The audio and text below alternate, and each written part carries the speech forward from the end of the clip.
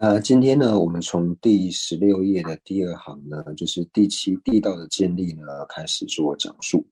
那在这里讲述地道的建立的时候呢，我们要了解到这里的地道之中的地和地道之中的道呢，这两者是同义的。那为什么一个称之为？因为我们讲到地道的时候呢，就是有人会误为说，地和道的建立。那在讲到地道的时候呢，地和道好像是不一样的，但是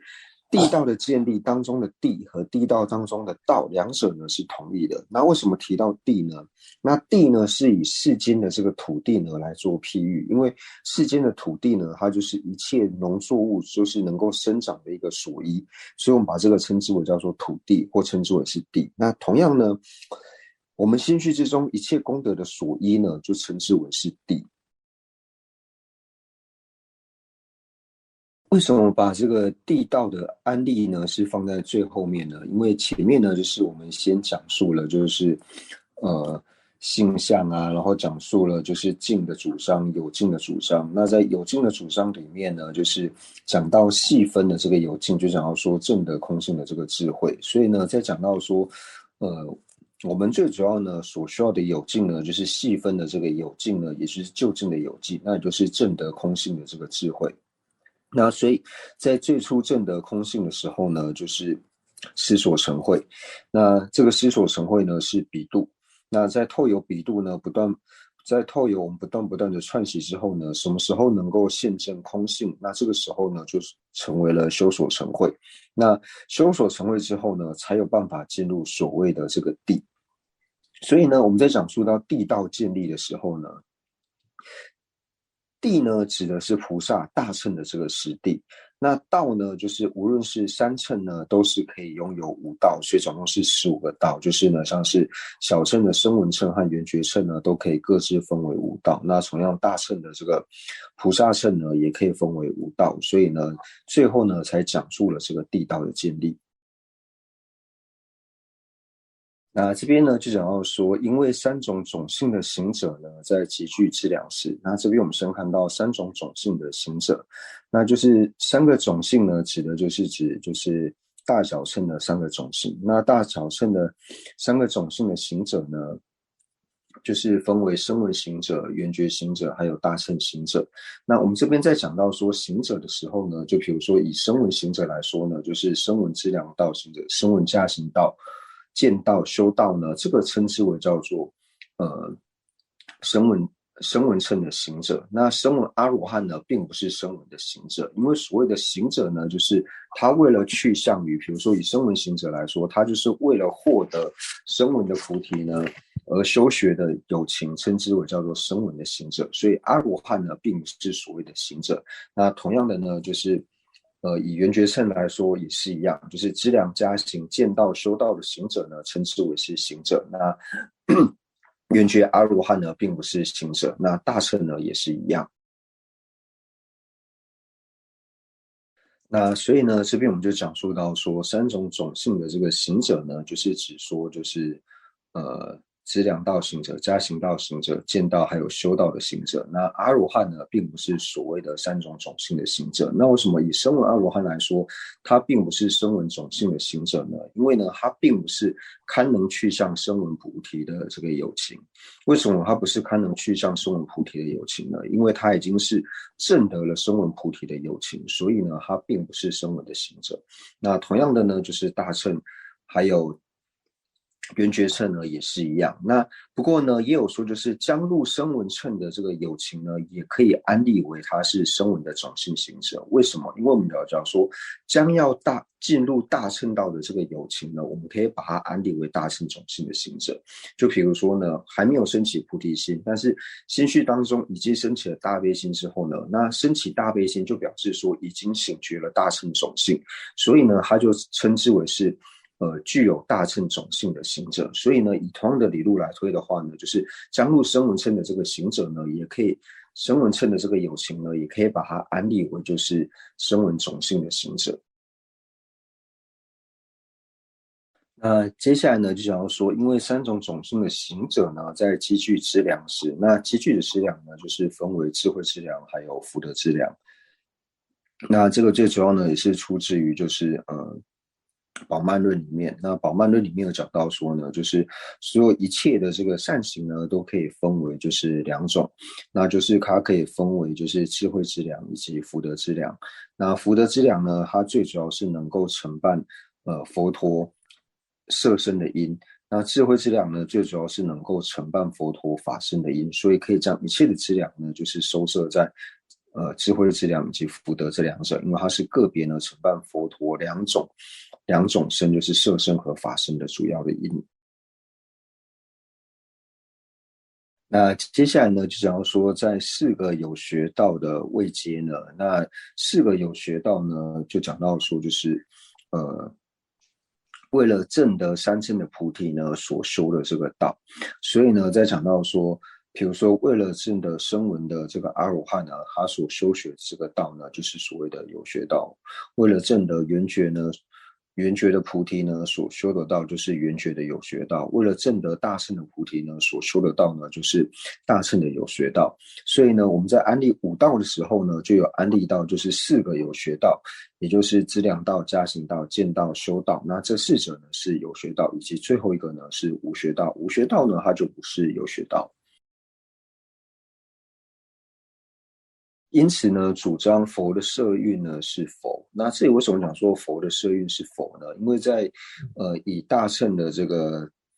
大乘道来说的话，它在一开始从资粮道、加行道还有见道、修道呢，就是累积二资粮。那最后呢，将二资粮累积圆满之后呢，称之为是成佛。所以成佛是如何成办呢？就是因为累积二资粮圆满的缘故呢，才能够成佛。所以他因此而主张呢，佛的色蕴呢是佛。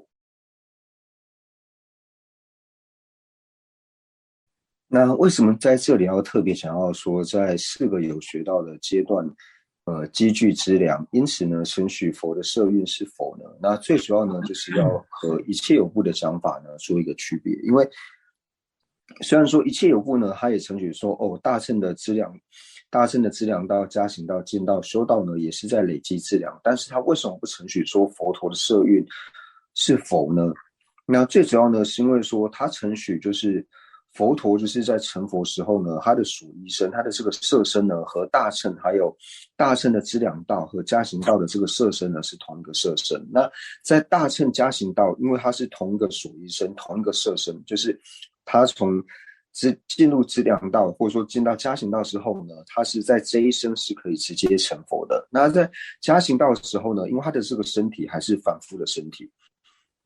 还是众生的这个身体，所以加行道的这个身体呢，它是由业和烦恼所成的这个身体所成的这个圣欲。那它在成佛的这个所依身呢，和加行道的这个所依身呢，这个色蕴呢是同一个色蕴的缘故，所以成佛之后，它的色蕴也是之前由业和烦恼所成的这个身体，所以它并不承许呢佛的色蕴呢是佛。那所以呢，这边经部中呢，虽然它也是承许说，就是在有学道的时候呢，是能够积聚资粮的，但是它和一切有部最大不同呢，是它承许呢佛陀色蕴呢是佛。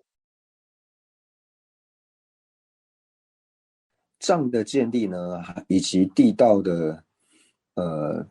这个说行走方式，就是说地道它功德增长的这个方式呢，是和毗婆沙宗呢是相类似的。那以上呢就结束了，就是经部中的这个解释。那接下来呢，我们就进入唯识中。那接下来呢，就是解说就是唯识中。那同样呢，也是分为就是上述所说的这个七个科判呢来做解释。那七个科判就是我们之前在一切有部还有经部中呢所讲到的，就是一开始先讲说它的性相分类，然后还有它就是字面上的解释，然后静的主张、有静的主张、无我的主张，还有地道的建立。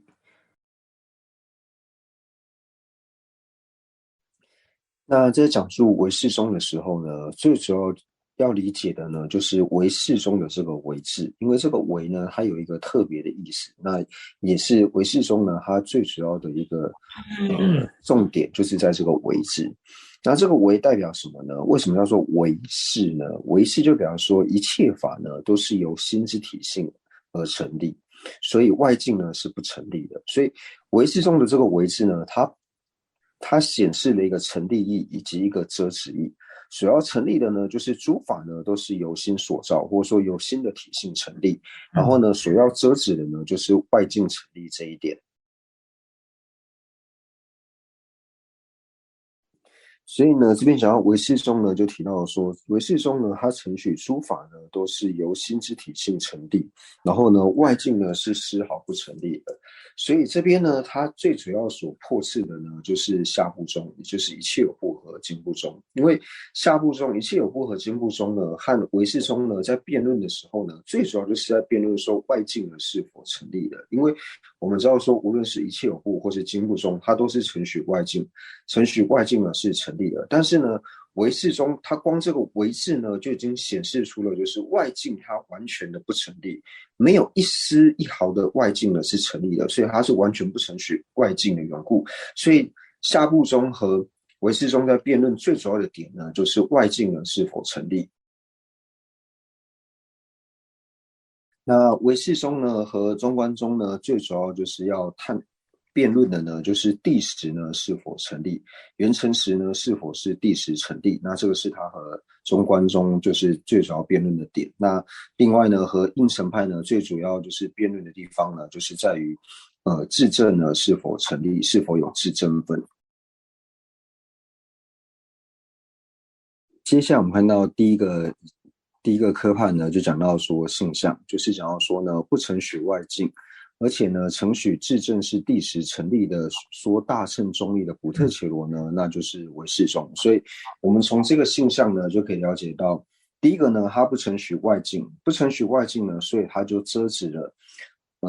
下部中、经部中，还有一切有部呢，是唯识中。那第二个呢，主张质证呢是第十成立的呢，那这个呢就遮止了中观中，因为中观中呢是完全不承许呢第十是成立的，中观中承许诸法都是第十不成立，但是呢唯识中它承许呢质证呢是第十成立的，所以由质证是第十成立呢遮止了中观中呢是唯识中。说大乘中义的补特伽罗，那我们就要说，既然有说大乘中义的补特伽罗，那就会有说小乘中义的补特伽罗。那这两个差别呢，就是承许法无我的呢，就是说大乘中义的补特伽罗；那不承许法无我的呢，就是说小乘中义的补特伽罗。那所以这边呢，就讲到说大乘中义的补特伽罗。那说大乘中义的补特伽罗呢，就是又分为见解以及它的行为。那见解呢，我们都知道说讲的就是承许法无我的呢，这是属于说大乘中义的补特伽罗。那在行为上面呢，就是它承许呢，就是慈心、悲心还有菩提心。那二者呢，就是具备了这个行为，就是见行二者呢都具备了呢，才能够说是说大乘中义的补特伽罗。如果说呢，他只承许行为上呢，就是慈心、悲心还有菩提心，但是呢，他没有办法承许就是法无我的话呢，那也不能够说这个是说大乘中义的补特伽罗。那所以这边呢，第一个呢，讲到性相的时候呢，就讲到说不承许外境，而且承许呢，至真是第十成立的说大乘中的补特伽罗呢，那就是唯识中的这个性相。那接下来讲到说唯识中，然后呢唯表中，还有瑜伽行派三者同意。那唯识中呢，就是上面已经解释了。那这个唯表中呢，就是它算是翻成唯表中，不过在藏文它的原文的意思呢，它比较是偏向于说就是了知这个形象的这种，那了知形象呢，就是心的意思。所以唯识和这边所讲的，就是他所翻的这个唯表呢，它其实意思呢都是指这个唯表指的是心的意思，就是显现形象，所以是指心的意思。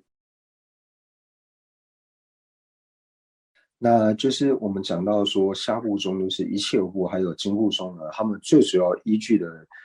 经典呢，就是依着初转法轮，因为初转法轮呢，承许诸法呢都是自性成立、地识成立的，所以呢，一切有部和经部中，他们最主要所依据的经典呢，就是初转法轮。唯识中呢，它最主要的依据呢，就是三转法轮。因为三转法轮呢，就是承许呢，就是诸法呢都是第十成立。然后呢，三转法轮呢又讲到说，就是片剂值呢是自性不成立，但是呢，依他起还有缘成时呢是自性成立。那这个呢，最主要的出处呢，都是来自于三转法轮。那中观中呢，最主要的依据呢，就是二转法轮。因为二转法轮的时候呢，讲到说诸法呢都是自性不成立，第十不成立，所以呢，主要是出自于般若经，也就是二转法轮。那接下来呢，我们就讲到说，唯识中呢，如果来分类的话呢，就是可以分为就是一般我们所讲的，就是唯识实相派，还有唯识呢假象派这两种。那唯识实相派和唯识假象派呢，我们可以一起来做解释，会比较容易了解。那这边呢，就先讲到说唯识实相派的这个定义，它的性向。那唯识实相派呢，就是主张就是就是无论是实相派或是假象派也好，他们同样呢都是不承许外境，而且主张呢自证是第十成立的。那他们的区别在哪里呢？就是主张呢在凡夫心相续的直色现前当中呢，初分色显现的这一分呢，没有被无明习气所染污的唯识中呢，就是实相派的这个性向。那这边初分色，所谓的初分色呢，就是说凡夫相续中，就是直色现前，就是我们的根现前，我们的五根的这个根现前呢，所显现的这个初分的色。那这边初分的色呢，指的就是说我们根知能够成为根知所行境的这个色，也就是我们一般所讲的色身香味触，这些初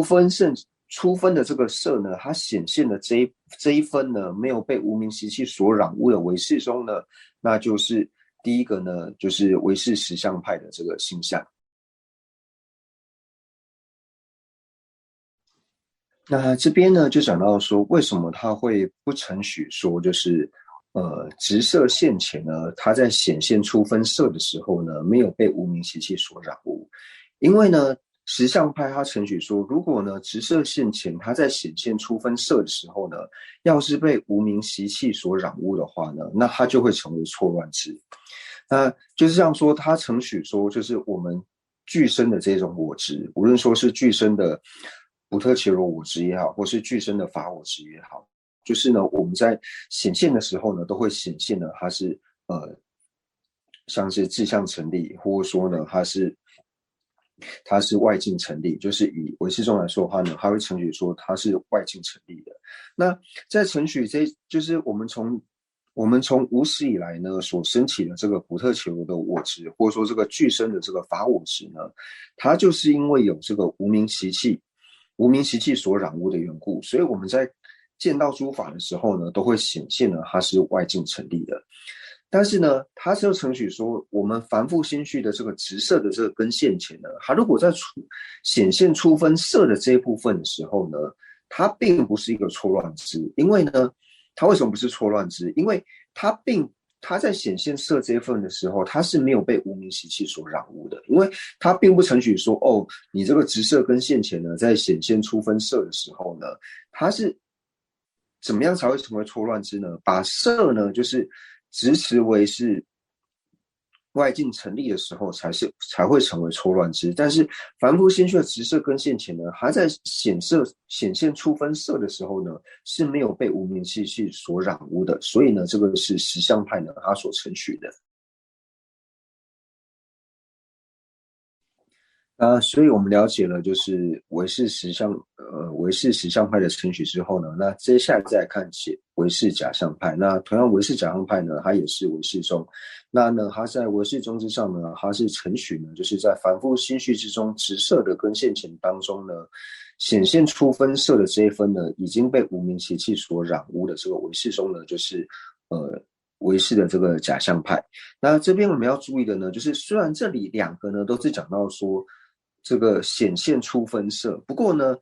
实相派讲的显现出分色跟假象派讲的显现出分色呢，他们所显现的色呢是不一样的。因为我们前面讲到说，唯识实相派呢，它的显现出分色的时候呢，这个色就是唯色，就是单指这个色法这一分，它并没有指其他的。但是呢，在这边假相派也虽然说它的性相里面呢，也是讲说显现出分色的这一部分已被无明习气所染污，但是它所显现的这个出分色呢，是讲到说显现色外境成立这一点，所以这里的出分色显现出分色呢，虽然说两者都是用显现出分色，不过呢，唯识假相派所讲的这个显现的出分色呢，指的是色外境成立的这一部分。那当然，色外境成立的这一部分呢，就是因为被无明习气所染污的缘故，所以直色跟现前呢，它会显现色呢是外境成立的。所以这是这两个地方，虽然说都讲到说就是显现出分色，不过实相派所讲的显现出分色呢，就是唯色，就是指色法，就是指色声香味触这个色法而已。那不过呢，在假相派呢讲到说显现出分色的时候呢，它的出分色指的呢是指色外境成立这一分。所以我们在理解这个假相派的时候呢，讲到说就是主张在凡夫心绪中的直色现前当中呢，直色跟现前呢，它在显现出分色的时候呢，已被无明习气所染污。那我们来直接讲的话呢，就是说他是主张呢，凡夫心绪的直色现前呢，它会显现就是色外境成立的这一分。为什么会显现色外境成立的这一分呢？就是因为它被有无始以来的这个无明习气呢所染污的缘故，所以它在显现色的时候呢，就是凡夫心绪之中的直色眼知在显现色的时候呢，它会显现色呢是外境成立的。那这个呢，就是我们在讲到习气的时候呢，会提到有就是4种不同的习气。那4种不同的习气呢，就讲到说是现行习气，然后呢还有相顺的习气，然后还有12缘起当中的习气，那以及呢就是我执安立的习气。那这里讲的无明习气呢，就是为我执所安立的这个习气。那关于这4个习气的内容呢，就是之后在解释阿赖耶识的时候呢，那会再继续的探讨。所以呢，也就是在这边呢，我们就可以了解到说，在这里就是唯识中呢，还有经部中呢，它在安立现前的性相的时候呢，就是能够显现出二者的这个差别。为什么呢？因为我们知道说我们在心类学的时候呢，最主要是依靠着经部中的见解。那在经部中呢，它所安立的呢，就是以离分别且不错乱的了知呢，是现前的这个性相。那这个性相呢，为什么说在唯识中安立呢是不一样的？因为就讲到说呢，就是唯识中呢，它承许呢，在凡夫心绪当中呢，直色的这个，比如说以直色的眼知来说呢，它在显现色的时候呢，会显现就是色是外境成立的这一点。那是外境成立这一点，就是因为它已经被无明习气所染污。但是呢，色呢，它并不是外境成立，但是你会显现外境成立，就表示说呢，你已经是错乱之了。所以经部中，他在安立现前的性相的时候呢，他承许说，就是以离分别且不错乱的了知呢是现前，所以现前呢要是不错乱的。但是在这边就是假相派的这个唯识中呢，他在安立性相的时候呢，他并不会安立说现前呢是不错乱的，因为以凡夫心绪当中的这个直色眼知来说，他也承许凡夫心绪当中的直色眼知呢是现前，但是呢，它是现前，它又是错乱。为什么它是错乱的呢？因为呢，色呢并不是外境成立，但是它把色显现为外境成立，所以它已经错乱了。它把不是外境成立的色显现为外境成立，所以它已经是错乱。所以现前和错乱之二者呢是有交集的，就是现前它可以既是现前又是错乱，那这一点就和经部中呢不一样。所以唯识中它在安立现前性相的时候呢，它是安立就是以离分别且由坚固习气所生的了知呢为现前的性相。那最主要的原因呢，就是在这里，就是因为它承许呢现前呢已经被无明习气所染污，所以现前呢它是错乱的。那就是第一个问题呢，想请问仁波切，就是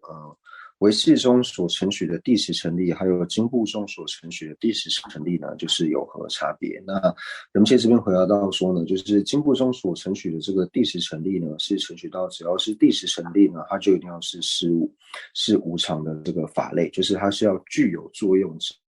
才能够是称之为是第十成立。那不过以唯识中来说的话呢，它所承许的第十成立呢，不用是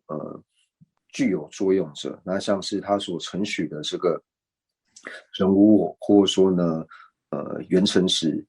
因为人无我和法无我二者呢都是缘成实，但是它又承许缘成实呢是第十成立的，所以虽然说呢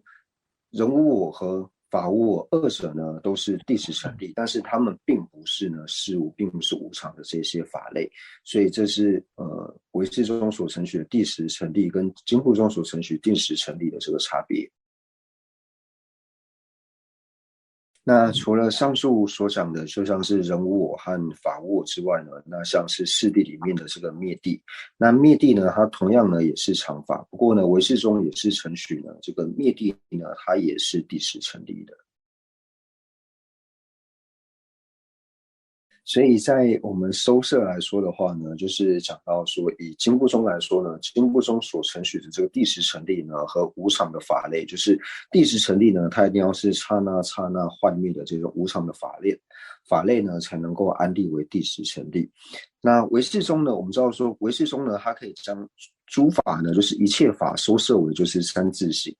那这三自性呢，就是所讲的，就是依他起、缘成实还有遍计呢这三种。那或者说讲说缘成实、依他起还有遍计执这三种。那这三种呢，又可以收摄为就是自性成立和自性不成立。那以遍计执来说的话呢，遍计它就是自性不成立的这些法类呢是遍计。那自性成立的这个法类呢，就是可以分为就是依他起以及缘成实。那依他起呢，就是和无常事物同类的这些同义的意思，只要是依他起呢，它就一定是属于无常的法类，或者说它一定是属于事物。那缘成实呢，就是它是自性成立的，但是呢，它的意思呢，就是包含了像是空性，或者说两种无我，或是灭谛呢，都是属于缘成实。所以，经部中和唯识中呢所承许的第十成立呢，它的范围呢是有区别的。就是经部中所承许的这个第十成立呢，它的范围比较小，因为只包含了就是无常的法类。那唯识中所承许的第十成立呢，它的范围比较大，除了无常的法类之外呢，那像是两种空性啊，不是两种空性，两种无我，还有像是灭谛等等呢，也承许呢它是第十成立的。虽然说他们是常法，但也承许这些是第十成立的，所以唯识中所承许的第十成立的范围呢比较大。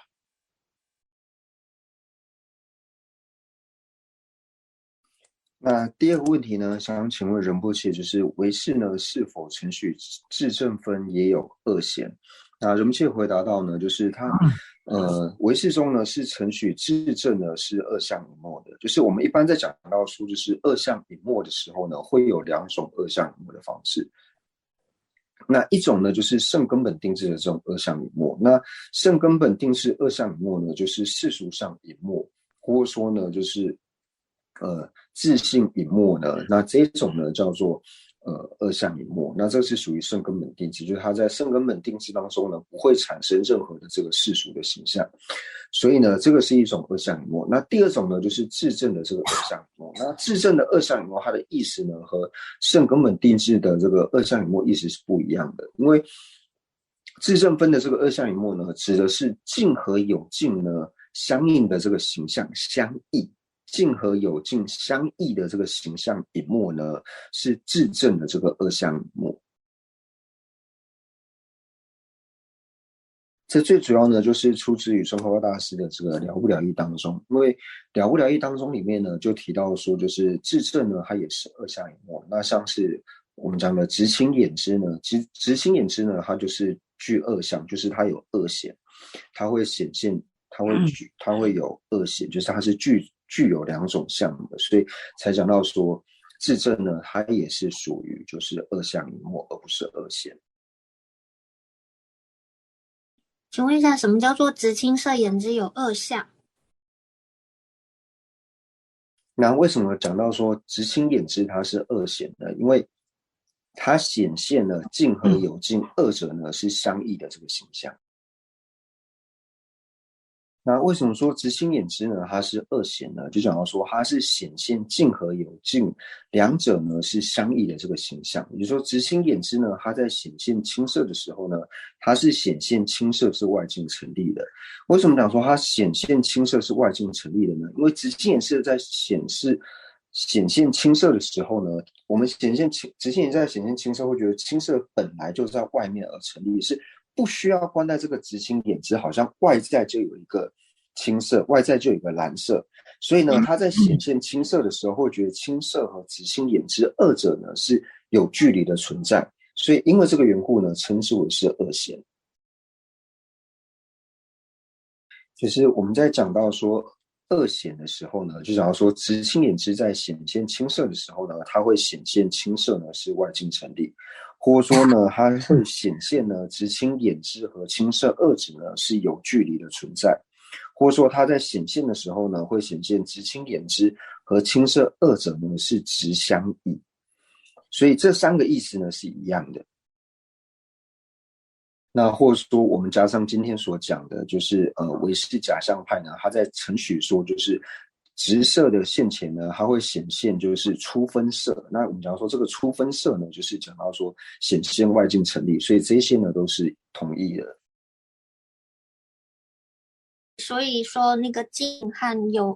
和知青的眼跟视，它应该是体性一，是这个意思吗？是的，所以静和有静呢，二者呢是体性一的。所以我们前面在讲到说唯识中为什么叫做唯识呢？最主要它承许诸法呢都是由心之体性成立的缘故，所以静和有静二者呢是体性一。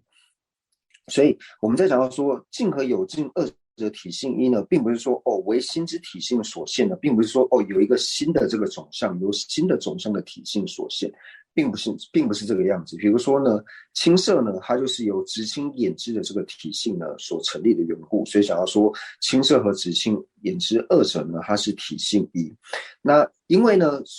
这个缘故，所以我们讲说唯识中它不承许外境，因为所有承许外境的中义师呢，它都承许静和有静呢是它不可能会是直一的，它一定是直相异。所以唯识中呢，它因为承许青色和直青眼支二者呢是体性一的缘故，所以它不承许青色和直青眼支二者呢是因果的关系。那这个也是它和就是下部中的最大的差异。